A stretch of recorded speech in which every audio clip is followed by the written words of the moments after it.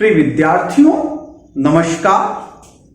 हम पुनः आज आपके सम्मुख उपस्थित हुए हैं फंडामेंटल राइट पर अगला वीडियो लेकर के। प्रिय विद्यार्थियों, मैं डॉक्टर गौरव त्रिपाठी आपके लिए रोज मौलिक अधिकारों पर इधर बीच वीडियो लेकर के उपस्थित हो रहे हैं और हमने अपने पिछले वीडियोज में मूल अधिकार की अवधारणा, मूल अधिकार का विकास और अनुच्छेद 12-13 के अंतर्गत आच्छादन का सिद्धांत, पृथक्करणीयता का सिद्धांत, राज्य की परिभाषा, विधि की परिभाषा, इन विषयों पर परिचर्चा करते हुए समता का अधिकार आर्टिकल 14, 15, 16, 17 और 18 की व्यापक परिचर्चा किया। मेरा उद्देश्य कि आप जिस भी परीक्षा में बैठे हमारे वीडियो से आपको लाभ मिले और परीक्षा में सफलता मिले, इसी मोटिव के साथ गौरव त्रिपाठी आपके साथ फिर उपस्थित हुए हैं। आइए बात करते हैं मौलिक अधिकारों के पार्ट 8 में। किस पे?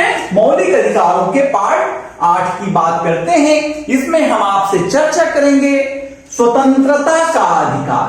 किस पर? स्वतंत्रता का अधिकार। स्वतंत्रता के अधिकार की जब हम परिचर्चा करते हैं तो हमें अनुच्छेद 19 दिखाई पड़ता है। हम पहले आपको मूल संविधान का अनुच्छेद 19 का पाठ पढ़ाएंगे, फिर हम उसकी आपको व्याख्या करेंगे। अनुच्छेद 19 में अनुच्छेद 19 एक कहता है कि सभी नागरिकों को, क्या कहता है? सभी नागरिकों को, अर्थात एक बात आप जान लीजिए, अनुच्छेद 19 में प्राप्त मौलिक अधिकार किसको दिया गया? नागरिकों को दिया गया। किसको दिया गया बेटा? नागरिकों को दिया गया। कहता है 19(1) के कई पार्ट बनाए। आप हिंदी में उसको का, खा, गा, घा, अंगा, चा, छा कह सकते हैं। अंग्रेजी में उसको A, B, C, D, E, F, G कह सकते हैं। इतना आप समझ रहे होंगे। अब 19(1) का या 19(1) कहता है कि वाक स्वातंत्र और अभिव्यक्ति स्वातंत्र, वाक स्वातंत्र और अभिव्यक्ति स्वातंत्र का। खा कहता है शांतिपूर्ण एवं निरायुध सम्मेलन का। ग कहता है संगम या संघ बनाने का या सहकारी समितियां बनाने का। घ कहता है भारत के राज्य क्षेत्र में आबाद संचरण का। अंगा कहता है कि भारत के राज्य क्षेत्र के किसी भी भाग में निवास करने व बस जाने का। और च कहता है संपत्ति के अर्जन, संपत्ति के धारण, बेन का। और छ कहता है कोई वृत्ति, उपजीविका, व्यापार या कारोबार करने का। क्या देते हैं? अधिकार होगा। अब यहां जोड़े, सभी नागरिकों को इतना काम करने का अधिकार होगा, इतने कार्यों के स्वतंत्रता का अधिकार होगा। हम 19(1) में अधिकार दिए गए और 19(2) से आर्टिकल 19 सब आर्टिकल 2 से आर्टिकल 19 सब आर्टिकल 6 तक इन अधिकारों पर प्रतिबंध दिए गए। प्रिय विद्यार्थियों, इन प्रतिबंधों के कारण केटी शाह ने कहा कि ये जो स्वतंत्रता का अधिकार है, किसने कहा? केटी शाह ने, कि जो स्वतंत्रता का अधिकार है ये संदेहास्पद है। क्या है? संदेहास्पद है और सूक्ष्म है। संदेहास्पद और सूक्ष्म है। इसे देखने के लिए सूक्ष्मदर्शी यंत्र की आवश्यकता होगी। किसके कर्तव्य का? जो 1902 से 1906 के बीच में इन स्वतंत्रताओं पर प्रतिबंध लगाए गए, उसके कारण केटी शाह ने कहा कि स्वतंत्रता का अधिकार अत्यंत सूक्ष्म है और इसे देखने के लिए हमें सूक्ष्मदर्शी यंत्र की जरूरत पड़ेगी। आइए हम पहली आर्टिकल पढ़ते हैं 19A का। आप एक बात बिल्कुल जान लीजिए, आर्टिकल 19 में प्रदान की गई स्वतंत्रता व्यक्ति को नहीं दी गई है, अपितु किसको दी गई है? नागरिक को दी गई है। यह प्रश्न कंपटीशन में खूब पूछेगा। 19A की स्वतंत्रता किसको दी गई है? नागरिक को दी गई है। आइए बात करते हैं। वाक स्वातंत्र और अभिव्यक्ति स्वातंत्र का नागरिकों को अधिकार होगा। ये किससे मिल रहा है? 19A का से, अर्थात विचार और अभिव्यक्ति की स्वतंत्रता मिल रही है। किसको मिल रही है? नागरिक को मिल रही है। किसके विरुद्ध स्वतंत्रता मिल रही है? राज्य के विरुद्ध मिल रही है। राज्य किसी को विचार करने और उसको प्रकट करने से नहीं रोकेगा। यह स्वतंत्रता राज्य के विरुद्ध मिल रही है। आप ध्यान दीजिए, हमारे वीडियो यदि पुराने पढ़े हैं तो आप ध्यान देंगे तो पाएंगे कि विचार और अभिव्यक्ति का यह दर्शन कहां मिलता है। विचार और अभिव्यक्ति का दर्शन आपको कहां मिलेगा? भारतीय संविधान की प्रस्तावना में क्या लिखा? हम भारत के लोग भारत को संपूर्ण प्रभुत्व संपन्न समाजवादी पंथ निरपेक्ष लोकतंत्रात्मक गणराज्य बनाने के लिए तथा उसके समस्त नागरिकों को सामाजिक आर्थिक राजनीतिक न्याय, फिर विचार अभिव्यक्ति विश्वास धर्म एवं उपासना की स्वतंत्रता। आया ना? विचार और अभिव्यक्ति दो शब्द आया ना? कहां लिखा हुआ है? संविधान की प्रस्तावना में। तो आर्टिकल 19A का जो दर्शन है वो संविधान की प्रस्तावना से है। इस अधिकार क्या है? विचारक। अब विचार अभिव्यक्ति क्या है? कि स्वतंत्रता, जो हमारे मन में बात आ रही है, जिन बातों पर हम विश्वास करते हैं, उसको हम किसी रूप में प्रकट करें। किस रूप में प्रकट कर सकते हैं? एक तो हम आपसे बात कर रहे हैं, अर्थात शब्द रूप में प्रकट कर सकते हैं, हम इशारे के रूप में प्रकट कर सकते हैं, हम चित्र के रूप में प्रकट कर सकते हैं, हम और मुद्रण के रूप में लिख करके प्रकट कर सकते हैं, और चलचित्र के माध्यम से प्रकट कर सकते हैं। अन्य माध्यमों से भी हम क्या कर सकते हैं? जैसे पिक्चर वगैरह बना करके हम इसको प्रकट कर सकते हैं। शब्द के द्वारा प्रकट कर सकते हैं, लेख के द्वारा व्यक्त कर सकते हैं, मुद्रण के द्वारा कर सकते हैं, चिन्ह के द्वारा कर सकते हैं, अन्य प्रकारों से हम कर सकते हैं। क्या करना? हम जो सोचते हैं उसको प्रकट करने की हमें स्वतंत्रता इससे मिल रही है। और आप ये जो वाक स्वातंत्र और अभिव्यक्ति स्वातंत्र है, जिसको सरल शब्द में विचार और अभिव्यक्ति की स्वतंत्रता कहते हैं, नागरिकों को दी गई, इसमें बहुत सारे अधिकार इनकॉर्पोरेट हैं। अर्थात ये पढ़ने में तो एक लाइन लग रहा है, एक शब्द एक वाक्य लग रहा है, लेकिन इसमें कई अधिकार शामिल हैं। इस विचार और अभिव्यक्ति की स्वतंत्रता में विचारों का बोलना नहीं, विचारों को प्रसारित करने का भी अधिकार है। किसको? विचार को आगे तक भेजने का अधिकार है। इसीलिए आपको मैसेज करने का भी अधिकार है, व्हाट्सएप चलाने का भी अधिकार है। इसी वजह से केवल अपने ही विचारों का नहीं, दूसरे के विचारों को भी प्रसारित करने और उसका प्रकाशन करने का अधिकार है। किसमें? 19(1) का विचार और अभिव्यक्ति की स्वतंत्रता में आप गिनते चलिएगा। कंपटीशन में सब पूछेगा, आप जान लीजिए क्या पूछ ले कुछ नहीं पता भैया, इसलिए सब पढ़त चला, देखा पढ़त रह गया तो अच्छा रहे। कहा था कि विचार के प्रसार की स्वतंत्रता है। ये बात जो है रोमेश थापर बनाम भारत संघ केस चला, उसमें सुप्रीम कोर्ट ने कहा कि इसमें विचारों के प्रसार की स्वतंत्रता है और इस विचार अभिव्यक्ति की स्वतंत्रता में दूसरे के विचारों की भी स्वतंत्रता है। इस विचार अभिव्यक्ति की स्वतंत्रता में प्रेस की भी स्वतंत्रता है। किसकी स्वतंत्रता है? प्रेस की स्वतंत्रता है। लेकिन प्रेस संसदीय विशेषाधिकारों के अधीन काम करेगा। ऐसा नहीं है कि प्रेस का मतलब समाचार पत्र, प्रेस का मतलब इलेक्ट्रॉनिक मीडिया, प्रेस का मतलब अखबार। ये लोगों को कहां से स्वतंत्रता मिली काम करने की? इन लोगों को स्वतंत्रता मिली है 19(1) का विचार स्वातंत्र और अभिव्यक्ति स्वातंत्र।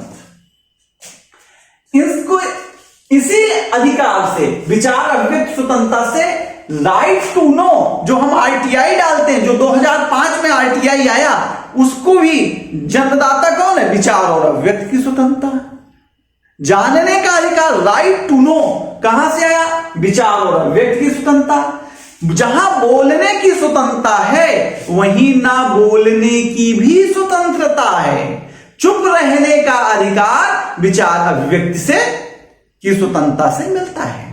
इमैनुअल केस आया था, उसी में कहा गया कुछ बच्चे थे, 3 बच्चे थे, वो राष्ट्रगान का गायन नहीं कर रहे थे, तो सुप्रीम कोर्ट ने कहा इमैनुअल के बनाम केरल राज्य में कि यदि किसी का धार्मिक मत, धार्मिक विश्वास आड़े आ रहा है तो आप उसको राष्ट्रगान गाने के लिए बाध्य नहीं कर सकते हैं। तो इसी में चुप रहने का भी क्या मिला है? अधिकार मिला हुआ है। इसमें धरना और प्रदर्शन का भी अधिकार मिला हुआ है। इसमें इलेक्ट्रॉनिक प्रेस को भी कहा कि सरकार इलेक्ट्रॉनिक प्रेस की मालिक नहीं हो सकती है। बंगाल क्रिकेट एसोसिएशन के केस में सुप्रीम कोर्ट ने कहा कि इलेक्ट्रॉनिक प्रेस की मालिक सरकार नहीं है। टेलीफोन टेपिंग के विरुद्ध भी अधिकार कहां से मिला? विचार और अभिव्यक्ति। इसीलिए कहा गया कि टेलीफोन टेपिंग आप यदि करते हैं तो 19(1) का उल्लंघन है और ये केस पीयूसीएल में दिया, People's Union of Civil Liberties बना, सुप्रीम कोर्ट गया, वहां पर सुप्रीम कोर्ट ने कहा कि किसी का आप टेलीफोन नहीं करेंगे और टेप करना है तो इसके लिए एक प्रोटोकॉल बनेगा, बिना गृह सचिव के, होम सेक्रेटरी के किसी का फोन टेप नहीं होगा। ऐसा कुछ आदेश आया है, एग्जैक्ट हमको याद नहीं है, लेकिन कुछ उसने प्रोटोकॉल तय कर दिया कि नहीं है, इससे नीचे का अधिकारी किसी का फोन टेप नहीं करेगा। और कहा कि बोलने की जो शक्ति है, बोलने का जो अधिकार है विचार अभिव्यक्ति का, यह किसी भौगोलिक सीमा का मोहताज नहीं है। उस पर भौगोलिक सीमा के आधार पर आप प्रतिबंध नहीं लगा सकते। यह भी बात सुप्रीम कोर्ट ने मेनका गांधी बनाम भारत संघ केस में कहा था। कैदी जो साक्षात्कार देना चाहता है, यदि जेलर या उसके अधिकारी उसको अनुमति नहीं देते तो उसके 19(1) का उल्लंघन है, यानी कैदी जेलर से अनुमति लेकर के इंटरव्यू दे सकता है। और सरकार की आलोचना करने का अधिकार भी रोमेश थापर केस में क्या मिला? सरकार की आलोचना का अधिकार मिला। और इंटरनेट का भी अधिकार इसी में है। अभी जम्मू कश्मीर का केस आया था, कहा गया कि 19(1) का में कर दीजिए। बहुत माना तो नहीं सुप्रीम कोर्ट ने, लेकिन कुछ व्यवस्था इंटरनेट के लिए भी विचार अभिव्यक्ति का आधार बनाया है।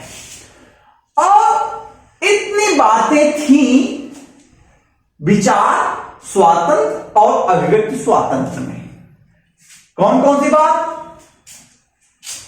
विचारों का प्रसार है, दूसरे के विचार का प्रसार है, प्रेस की स्वतंत्रता है, जानने का अधिकार है, चुप रहने का अधिकार है और धरना प्रदर्शन का अधिकार है, व्यवसायिक भाषण अर्थात व्यवसायिक प्रचार का भी अधिकार है। टाटा प्रेस बनाम एमटीएनएल का केस आया, उसमें सुप्रीम कोर्ट ने कहा कि विचार और अभिव्यक्ति की स्वतंत्रता में किसका अधिकार सन्निहित है, किसका अधिकार उसमें छिपा हुआ है, व्यवसायिक भाषण का भी अधिकार है, टेलीफोन टेपिंग से सुरक्षा का अधिकार उसी में है, इलेक्ट्रॉनिक प्रेस की स्वतंत्रता का अधिकार उसी में है, भौगोलिक सीमा विचार अभिव्यक्ति को प्रभावित नहीं करती, यह भी अधिकार है, कैदी को साक्षात्कार हेतु जेलर को अनुमति देना चाहिए, यह भी अधिकार है, सरकार की आलोचना करने का अधिकार है। इस विचार अभिव्यक्ति का फायदा क्या है? इससे आत्म विकास होता है, व्यक्ति के व्यक्तित्व का विकास होता है, समाज का कल्याण होता है, लोक कल्याणकारी राज्य की स्थापना होती है और बहुलवादी समाज का विकास होता है और लोकतांत्रिक मूल्यों का विकास होता है। किससे? विचार अभिव्यक्ति की स्वतंत्रता से। विचार अभिव्यक्ति की स्वतंत्रता तो दिया गया कि आप बोलिए, लेकिन एक बात और आपको बता दें कि 44वां संविधान संशोधन करके 361A में प्रेस को संसद की कार्रवाई प्रकाशित करने का अधिकार दिया गया। किसके द्वारा? अनुच्छेद 361A के द्वारा समाचार पत्रों को अधिकार प्राप्त हुआ संसद की कार्रवाई प्रकाशित करने का। ठीक है, आप विद्यार्थियों देखिए, जहां 19(1) का ध्यान से सुनिएगा, 19(1) का में जहां स्वतंत्रता दिया गया बोलने का और उसको प्रकट करने का, सोचने का और उसको बोलने का, वहीं 19(2) में इस स्वतंत्रता पर मर्यादाएं लगाई। कहा कि सरकार यदि समझे तो इन आधारों पर उचित युक्तपूर्ण निर्बंधन लगा सकती है, प्रतिबंध। कहा कि आप राज्य की सुरक्षा से संबंधित मसलों पर, वैदेशिक मैत्री संबंध पर, लोक व्यवस्था पर, सदाचार पर, न्यायालय अवमान पर, मानहानि पर, अपराध उद्दीपन के आधार पर युक्तिपूर्ण निर्बंधन लगा सकते हैं। युक्त का है औचित्यपूर्ण, और इसका अंतिम निर्णायक कौन करेगा? न्यायालय तय करेगा कि ये जो बंधन लगाए गए हैं ये उचित है या नहीं है। आपको उंगलियों पे रटा होना चाहिए कि कौन कौन से आधार पे प्रतिबंध लगेगा। और 16वां संविधान संशोधन करके भारत की प्रभुता और अखंडता को यदि किसी की विचार और अभिव्यक्ति बाधित कर रहा है तो उसको भी युक्त निर्बंधन का आधार माना। अब आप देखिए, भारत की प्रभुता और अखंडता, एक पहला प्रतिबंध क्या लगा? भारत की एकता, प्रभुता और अखंडता। दूसरा क्या है? राज्य की सुरक्षा। तीसरा क्या है? वैदेशिक मैत्री। चौथा क्या है? लोक व्यवस्था। पांचवा क्या है? सदाचार। छठा क्या है? न्यायालय की अवमानना। सातवां क्या है? मानहानि। आठवां क्या? अपराध को प्रोत्साहित करने वाली बातें। यदि इन आधारों पर सरकार, संसद चाहे तो क्या कर सकती? कानून बना करके व्यक्ति के बोलने की स्वतंत्रता को सीमित कर सकती है, मर्यादित कर सकती है। अब हम आते हैं नंबर 2, 19(1) खा में। किस पे? 19(1) खा या 19(1)(b) पर। 19(1)(b) जो है शांतिपूर्ण और निरायुध सम्मेलन का अधिकार नागरिक को देती है। सभी नागरिकों को शांतिपूर्ण एवं निरायुध सम्मेलन का अधिकार होगा। शांतिपूर्ण और निरायुध मतलब शांति के साथ, निरायुध मतलब बिना शस्त्र के, बिना हथियार के, बिना आयुध, गोला, बम, बारूद के बिना क्या सम्मेलन करने की स्वतंत्रता देता है। क्या करता है? सम्मेलन। लेकिन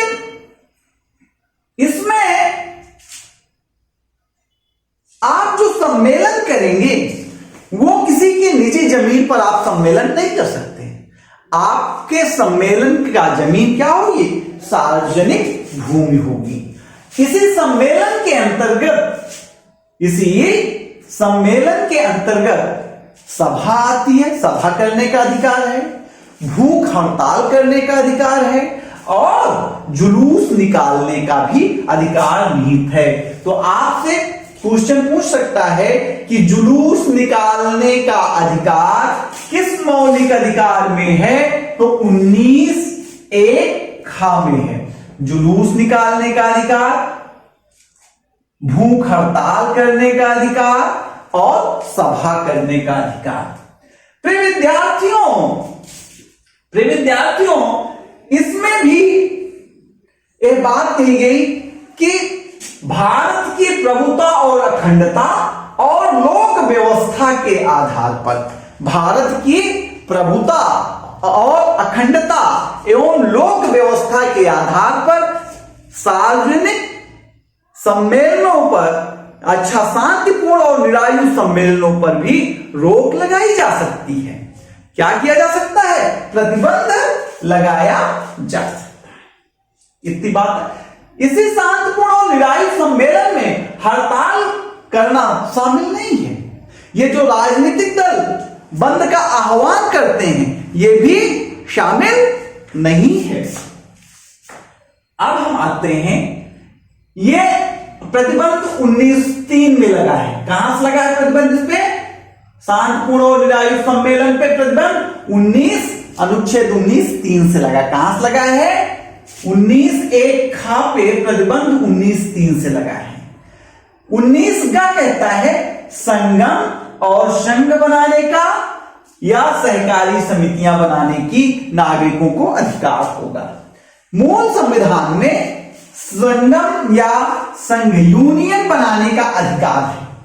मूल संविधान में संगम या संघ बनाने का अधिकार है, लेकिन इसी अनुच्छेद में 2011 में 97वां संविधान संशोधन करके सहकारी समिति बनाने का अधिकार दिया गया। कौन सी समिति बनाने का? सहकारी समिति बनाने का अधिकार भी क्या है? मौलिक अधिकार है। कहा गया कि ये जो सहकारी समिति है ये नीति निर्देशक तत्वों में भी है। आर्टिकल 43B में कहा है? आर्टिकल 43B में है। और इसमें प्रतिबंध क्या लगा? खंड खा का पूरा भारत की प्रभुता, अखंडता और लोक व्यवस्था और सदाचार, 4 बातें हैं इसमें। भारत की प्रभुता, अखंडता, लोक व्यवस्था और सदाचार। भारत की प्रभुता, अखंडता, लोक व्यवस्था और सदाचार के आधार पर क्या हो सकता है? संघ बनाने का अधिकार आपका प्रतिबंधित या सीमित किया जाता है। इसी संघ बनाने के अधिकार में संघ में न शामिल होने का भी अधिकार शामिल। यदि कोई आपसे कहे कि हमारी यूनियन की मेंबरशिप आप लीजिए, कोई फोर्स नहीं कर सकता, क्योंकि उसी संघ बनाने के अधिकार में नकारात्मक अधिकार भी छिपा हुआ है।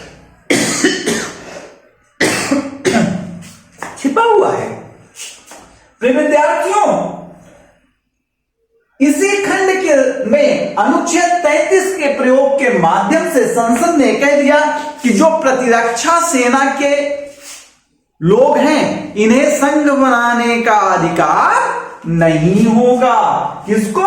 अनुच्छेद 33 के माध्यम से प्रतिबंध लगाया संसद ने कि प्रतिरक्षा सेना में तैनात व्यक्ति को संघ बनाने या उसकी सदस्यता का अधिकार नहीं होगा। और वेश्या को भी सदाचार के कारण संघ बनाने का अधिकार नहीं है। वेश्या को, अभी प्रश्न आ जाए, क्या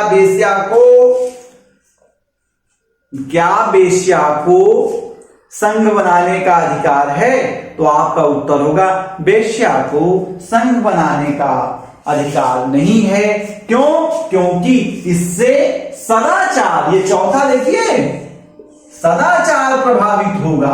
वेश्या क्या करेगी? सदाचार को प्रभावित करती है। इसलिए वेश्या को 19(1) का संगम या संघ बनाने का अधिकार नहीं है। यह आधार 19(4) से मिलता है। अब 19(1) घात 19(1)D 19(1)D या 19(1) घात पे हम आते हैं। 19(1) घात में भारत के राज्य क्षेत्र में अबाध संचरण का अधिकार नागरिकों को मिलता है। कहां? भारत के राज्य क्षेत्र में। अब आप जान लीजिए राज्य क्षेत्र कहां है? प्रथम अनुसूची में, संविधान की प्रथम अनुसूची में राज्य क्षेत्र का वर्णन है। तो आपको अबाध मतलब बिना बाधा के आने जाने का अधिकार कहां मिलता है? 19(1) घात से मिलता है।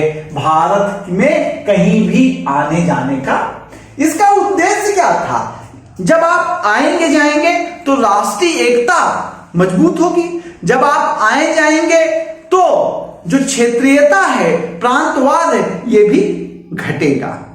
अर्थात लोगों में देश के प्रति राष्ट्रीय भावना को प्रोत्साहित करने के लिए यह अधिकार लाया गया। भारत के राज्य क्षेत्र में अबाध संचरण का। इसमें कहा गया कि इसका जो मर्यादा लगाई गई, सीमा लगाई गई, कहा कि साधारण जनता और शेड्यूल ट्राइब अनुसूचित जनजाति के हित के आधार पर, साधारण जनता के हित के आधार पर आपका आना जाना रोका जा सकता है और अनुसूचित जनजाति के हितों को ध्यान में रख करके किसी के आने जाने के अधिकार को रोका जा सकता है। प्रिय विद्यार्थियों, एक सुप्रीम कोर्ट में चंबारा सोय केस आया। चंबारा सोय केस सुप्रीम कोर्ट में आया। एक व्यक्ति था, उसका बच्चा बीमार था और वो अपने बच्चे को अस्पताल ले जा रहा था। लोगों ने सड़क पर जाम लगा रखा था और बच्चा डेथ कर गया, मर गया। सुप्रीम कोर्ट ने कहा कि यह राज्य का काम था कि सड़क पर जाम न लगे, राजमार्ग की सुविधा उपलब्ध कराना किसका कार्य है? राज्य का कार्य है। और राजमार्ग के उपभोग का अधिकार 19(1) घा या 19(1)D अबाध संचरण के अधिकार के अंतर्गत आता है। इसलिए राज्य मृत व्यक्ति को क्या दे? मृत व्यक्ति के परिजनों को मुआवजा दे। और सुप्रीम कोर्ट ने मुआवजा कास्ट कर दिया और राज्य सरकार को देना पड़ा होगा। इसमें एक बात और है, साधारण जनता का हित और शेड्यूल ट्राइब का हित। इसके माध्यम से हमने बताया अभी कि गांव में संघ बनाने का अधिकार वेश्या को नहीं मिला। वेश्या को आवागमन का भी निर्बाध आवागमन का अधिकार वेश्या को नहीं दिया गया, क्योंकि जनता के हित में नहीं है। वेश्या को आवागमन का निर्बाध अधिकार नहीं है। सड़क व राजमार्ग के प्रयोग का अधिकार भी जनता को है। यह जो भारत में अबाध संचरण का अधिकार है, ये इस पर जो प्रतिबंध लगा 19(5) के द्वारा लगा। 19(5) के द्वारा लगा। 19(1) अंडा या 19(1)E कहता है कि भारत राज्य क्षेत्र के किसी भाग में व्यक्ति को निवास करने व बस जाने का अधिकार होगा। अर्थात कोई भी व्यक्ति चाहे तो क्या कर सकता है? क्या कर सकता है? बोलिए। कहीं भी जाके रुक सकता है और वहां अस्थायी निवास का मतलब अस्थायी और बसने का मतलब अस्थायी। लेकिन इस पर भी साधारण जनता 19(5) के द्वारा प्रतिबंध लगाया कि साधारण जनता के हित में और शेड्यूल ट्राइब के हित में क्या किया जा सकता है? प्रतिबंध लगाया जा सकता है। अब 19 एक अंगा आया, 19 एक अंगा हमने आपसे चर्चा किया। अब 19 एक चार, 19 1 जी कहता है A B C D E F। 19 1 F 19 1 F कहता है कि संपत्ति के अर्जन, धारण और व्ययन का अधिकार होगा नागरिकों को। लेकिन इस अनुच्छेद को 44वें संविधान संशोधन द्वारा 1978 में निकाल दिया गया और इसको 31 को भी हटा दिया गया और इसको ले जाके अध्याय 4 में कहां रख दिया, आर्टिकल 300A में रख दिया। कहां, इसको सामान्य अधिकार बना दिया, मौलिक अधिकार से हटाकर संपत्ति के अर्जन, संपत्ति को कमाने, संपत्ति को व्यय करने, संपत्ति को रखने का अधिकार जो था फंडामेंटल राइट, इसको हटा करके कानूनी अधिकार बना दिया, एक नॉर्मल अधिकार बना दिया। और कहां ले जाके इसको ट्रांसफर कर दिया, आर्टिकल 300A में। 19(1)(6) कहता है कि नागरिकों को, सभी नागरिकों को कोई वृत्ति, उपजीविका, व्यापार या कारोबार करने का अधिकार होगा। क्या क्या, किसी भी नागरिक को, सभी नागरिक को कोई वृत्ति, वृत्ति मतलब पेशा, उपजीविका मतलब जीवन को चलाने के लिए कोई भी काम, व्यापार, कारोबार करने का अधिकार होगा। लेकिन इसमें 19(6) के द्वारा क्या किया, इसमें प्रतिबंध लाया। 19(6) के द्वारा कहा कि यदि एक तो जनता का हित, इसके आधार पर रोक लगाया जा सकता है। दूसरा 19(6)(1) और 2 दिया। 6(1) में कहा कि आवश्यक तकनीकी अहर्ता किसी काम के लिए है तो व्यक्ति को धारण करना पड़ेगा।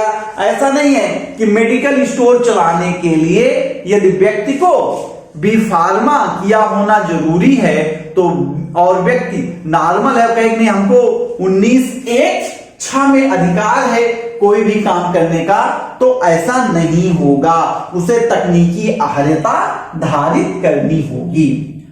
और राज्य के स्वामित्व में कोई कार्य चल रहा है, निगम चल रही, कोई व्यापार चल रहा है, तो वहां भी उसको काम करने का, 6(2) के आधार पर काम करने का अधिकार नहीं होगा। जनता के हित में भी यदि कोई व्यापार है तो रोका जा सकता है। इसी 19(6) के आधार पर बैंकों का क्या किया गया, बैंकों का राष्ट्रीयकरण किया गया, एयर इंडिया का राष्ट्रीयकरण किया गया था, बहुत सारी संस्थाओं का राष्ट्रीयकरण किया गया।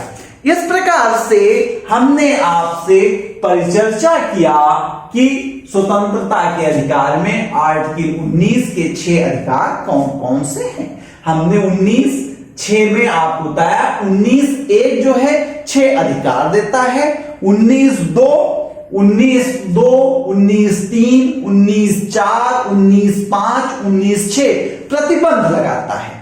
19(1) अधिकार देता है और इन अधिकारों पर मर्यादा सीमा कौन लगाता, 19(2), 19(3), 19(4), 19(5), 19(6). आपको याद करने का तरीका यह है कि 19(1) का में जो अधिकार है उस पर प्रतिबंध लगता है 19(2) से। 19(ख) में जो अधिकार है, 19(1) में जो अधिकार है उस पर प्रतिबंध लगता है 19(3) से।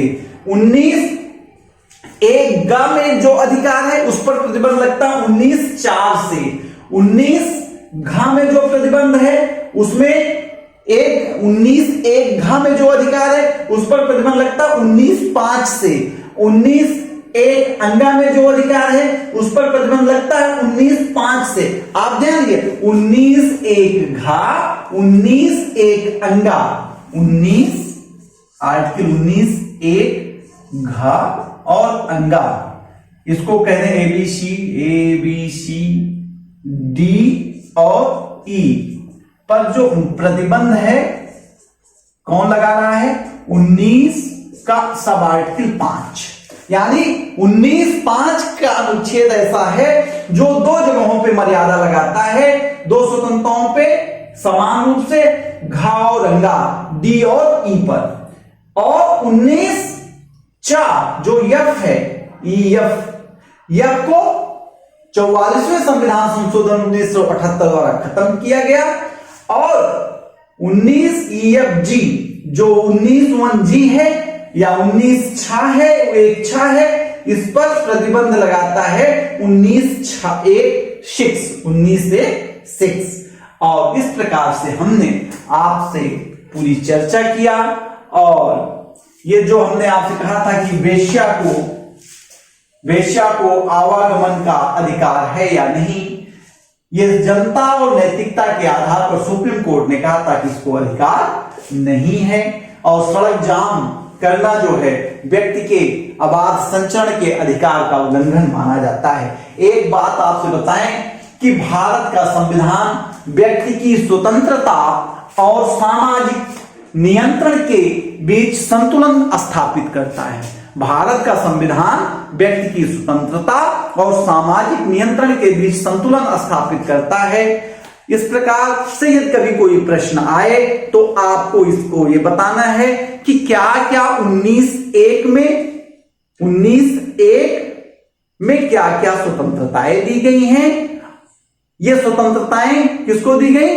व्यक्ति को दी गई हैं, नागरिक को दी गई हैं। ये स्वतंत्रता और इन स्वतंत्रताओं को बैलेंस करने के लिए, समाज के लिए उपयोगी बनाने के लिए इस पर मर्यादाएं अनुच्छेद 19(2) से अनुच्छेद 19(6) के बीच में जो मर्यादाएं प्रतिबंध दिए गए उसका विवेचन करके आप ये साबित कर सकते हैं कि भारत का संविधान व्यक्ति की स्वतंत्रता और सामाजिक नियंत्रण के बीच संतुलन स्थापित करता है। एक बात हम बताना भूल गए कि लोक व्यवस्था के आधार पे जो एग्जाम वगैरह होता है, इंटरनेट पे जो प्रतिबंध लगाया जाता है, ये लोक व्यवस्था के अंतर्गत ही लगाया जाता है। इस प्रकार से हम समझते हैं कि बहुत कुछ इस वीडियो में बताने का प्रयास किया है, आपको समझ में आया होगा और हमें आप प्रोत्साहित करेंगे ताकि हम अगला वीडियो और अच्छा लेकर के आए। और हम उम्मीद करते हैं चाहे वो IAS प्री हो, चाहे IAS मेंस हो, चाहे PCS pre, PCS mains, PET, TET, RAT, CAT, SSC, CGL, SSC GD, UPSI, UP police, UP SSSC, सब जगहों से आयोजित जो परीक्षाएं हैं, Jharkhand public service commission, Bihar public service commission, Bihar teacher भर्ती, उत्तर assistant professor political science, assistant professor history, सारे असिस्टेंट प्रोफेसर के पदों के लिए जो परीक्षाएं आयोजित होंगी उन सब में हमारे द्वारा बनाए गए वीडियो में जरूर प्रश्न आएंगे। आप हमें गंभीरता से देखते रहिए। हम आपके लिए फिर कल एक नया वीडियो लेकर के प्रस्तुत होते हैं। तब तक आप हमारे YouTube channel learn with DRGT को सब्सक्राइब करिए, लाइक करिए, शेयर करिए और हमको प्रोत्साहित करिए। मेरा YouTube लिंक लर्न विथ बिना स्पेस के WITH विथ DRGT। हमारा नाम गौरव त्रिपाठी है। लर्न विथ DRGT जिसमें कोई स्पेस नहीं है, सब स्मॉल लेटर में है। हमारा YouTube लिंक हैंडल है। कृपया हमें सब्सक्राइब कर मुझे प्रोत्साहित करें। धन्यवाद।